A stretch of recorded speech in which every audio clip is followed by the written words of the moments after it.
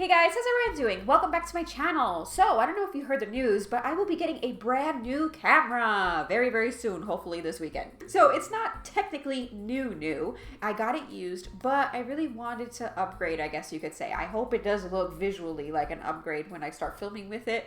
I have no idea, but I actually got a used Sony ZV-1F. Your girl's on a budget, that's why I got it used.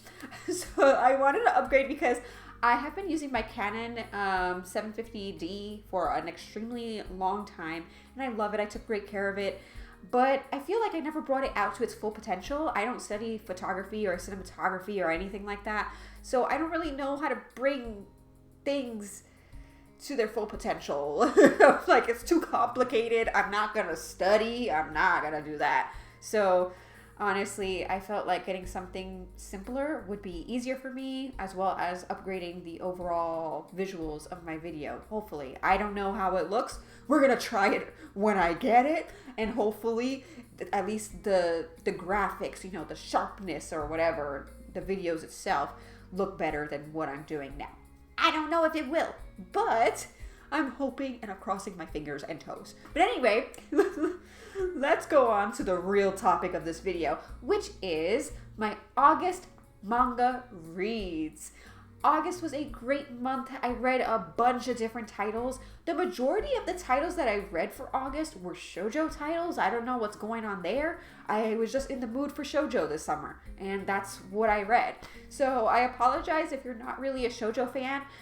It's just what I was in the mood to read. And while there are a couple of titles that aren't really shoujo in this pile that I'm going to show you today, the majority of them they have romances and stuff like, I don't know, something was in the air, I don't know, summer shoujo, I don't know. So that's just what I felt like reading. So whether or not you are interested in shoujo manga, I hope that you enjoy my video anyway. I love talking about this stuff, and I hope I'm somewhat entertaining talking about it, even if you're not going to read the titles that I mention, even though I hope that you do if you're interested. So yeah, anyway, let's start talking about what I read in August. All right, so the first one is Oshinoko Volume 2. I wanted to continue with Oshinoko. I absolutely had a lot of thoughts for Volume 1.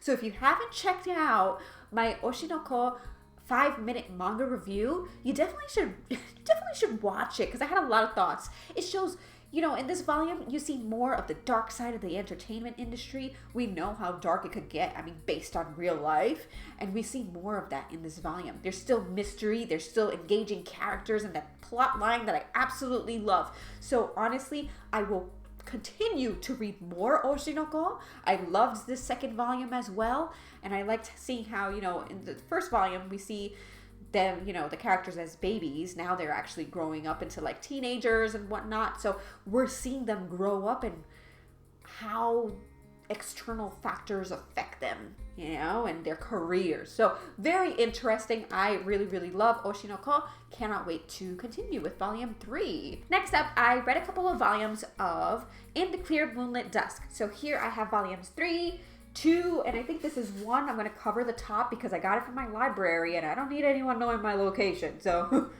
there you go. Anyway.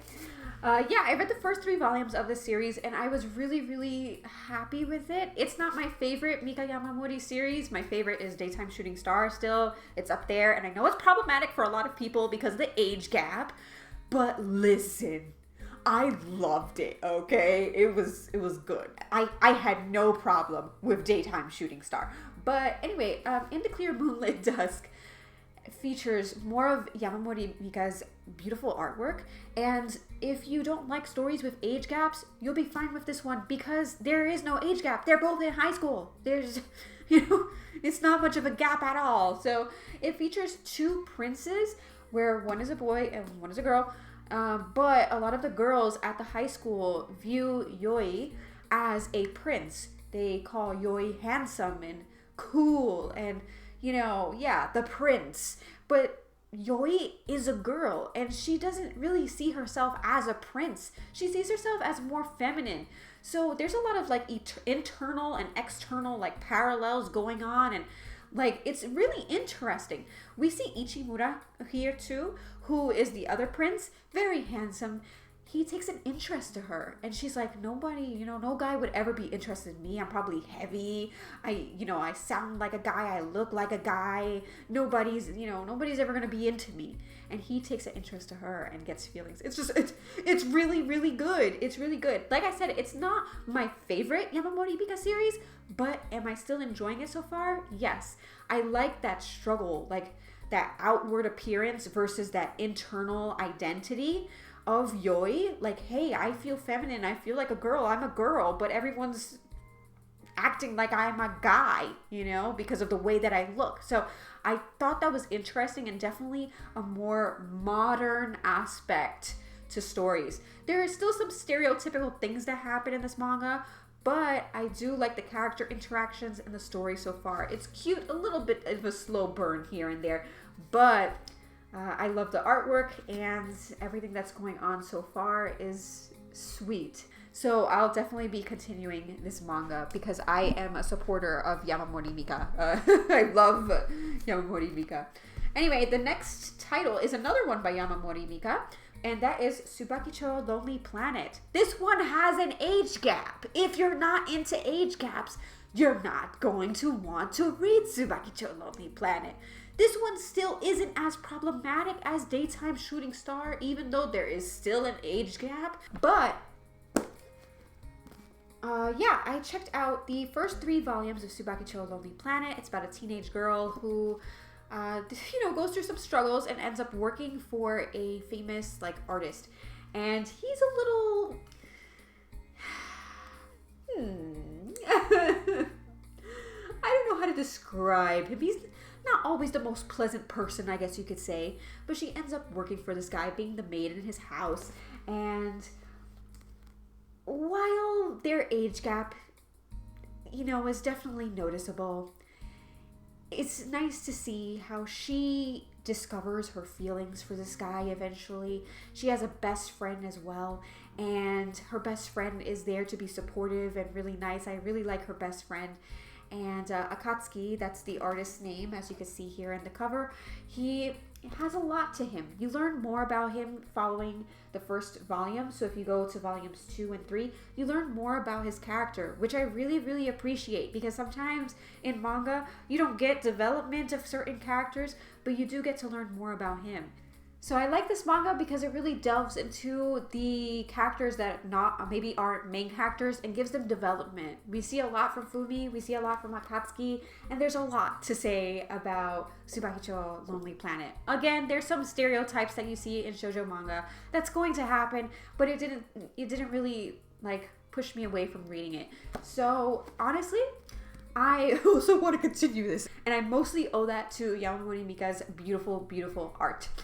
Another manga that I've been reading is Stupid Love Comedy. This is an omnibus volume, so as you can see, it's pretty big. This isn't really something excellent. This is not something that I would give 5 out of 5 by any means. It's really meant to be a stupid love comedy. It really is. It's silly rom-com material. If you like that kind of stuff, you'll like stupid love comedy, but don't expect an extreme story. It's about a girl named Suzu Sakura, and she is a shoujo manga artist. She's not very good at keeping up with deadlines and things like that, but when she has a new editor come in, his name is Hasegawa, he really pushes her to get her work done. He's really handsome, this dude right here. He's totally handsome. She's like, wow, he's so handsome, but he pushes her to get her work done. So it's just kind of like a one-sided infatuation, rom-com going on. Like I said, it's not necessarily the greatest material, but if you want something quick to read, something not too complicated, this might be something for you. It's silly, rom-com fun. That's what it is. There's really not much more to it. I also checked out a manga called The Girl Without a Face. The Girl Without a Face is another romance, technically. This is only 1 volume as well, but it's not by any means a huge omnibus by any means. This manga is about a boyfriend and girlfriend, and the girl, who's Nopperabo, which is a type of yokai, she has no face. So her name is Noppeko, that's her nickname because she's a Nopperabo. And, I love things with yokai, so it's no surprise that I'm reading another thing about yokai. But it's basically about this couple and how they go through, you know, their daily lives and dating and stuff like that, while having some misunderstandings and things like that, because she doesn't have a face. She can't really talk. You can't see her eyes, her facial expression. You can't see anything. So it's really about their relationship and trying to go through those misunderstandings. Just seeing how cute Nopeko is, even though she doesn't really have a face. The only complaint that I had is that mostly every single chapter starts off with the same intro, and it gets boring, well, aggravating really fast. So every single time you start reading a new chapter, it's not to brag, but I've got a girlfriend. The thing is, she's got no face. I kid you not. Every single chapter says the same thing. Not to brag, but I got a girlfriend.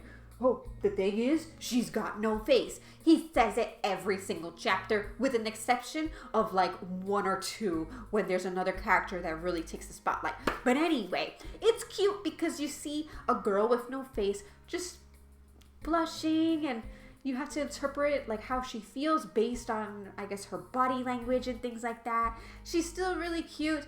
But once again, there's really not much of, or more of a storyline here. It's just about a cute, unconventional type of couple, and if that's your kind of thing, you'll like The Girl Without a Face. But it's only one volume, so once you finish this, that's it. It's a quick read, something cute, something a little different, and I liked it overall. Was it a favorite? I don't know, but I liked it.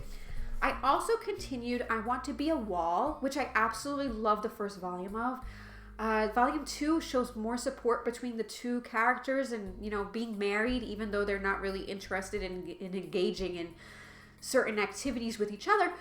They are very supportive of one another and just letting each other be who they want to be, even though they're married and expected to be a certain way to everyone else. They know how to support each other, be with each other, and just build each other up. I love it. So volume 2, we see more of their interactions and their hobbies and their loves, and it's just an overall really good romance manga as well. So I personally really love I Want to Be a Wall. I would love to continue reading this manga, and that's probably one of my favorites. I have 2 more manga series that I read. I will start off with this one, and that is Of the Red, the Light, and the Ayakashi. I love yokai stories. You already know that. It's about Yue, and apparently this is a manga that was a visual novel already. I don't know, or an otome game, I think. I haven't played it. Apparently it's being released here soon, like next year. I was like, oh, I love my otome game, so I definitely want to check it out. But anyway, it's about Yue who lives in a shrine, and the thing is, these ayakashi, or these yokai, eat people, and these people go missing. So it's a very interesting story that I feel like a lot of people don't know about. You know, if you like things like Natsume Yujincho, things like that, like, you'll probably really like Of the Red, the Light, and the Ayakashi. I feel like this one gets overlooked so many times. There's mystery, because like, hey, people are going missing, these Ayakashi eat them. Yue is technically supposed to be eating them too, but he has a different meal going on. So, you know, it's a really good read. I don't want to say too much about it, but honestly, like, if you're into yokai like me and want to read another story with them, this is the one to do it with. Last but not least, I have also read Coffee Moon. Coffee Moon is not about an actual literal coffee moon. Just an FYI, okay? I actually do want to talk more about this. Maybe I'll do a 5-minute manga review. I don't know. I'll think about it. But I love the artwork in Coffee Moon. I do have volume 2 already ordered so that I could read that one. So I'm not going to necessarily say too much about this because I do want to talk about it probably in a separate video. But anyway, Coffee Moon is another one that kind of took me by surprise. I didn't expect it to be this good, but it's actually really good. It's just the moon is not made of coffee. Okay, just a heads up. But anyway, if you would like to hear me talk more in depth about some of the titles that I talked about in this video, feel free to comment below if you've read some of them or are interested in hearing about more about them, and I just might make a video on them. Thank you all so much for watching this video. I really appreciate it. Like I said, this is like the August or the summer of shoujo. That's all I wanted to read for some reason. And so if that's not your preferred genre, I apologize. But I really enjoyed what I read during August, and I can't wait until September. I'm pretty sure there are tons of titles that I'm already behind on. So yeah, cannot wait. Thank you all for watching. Totally appreciate it. Make sure to like this video if you enjoyed it, comment, or subscribe to this channel if you haven't already. Thank you for watching, and I will see you all next time. Bye.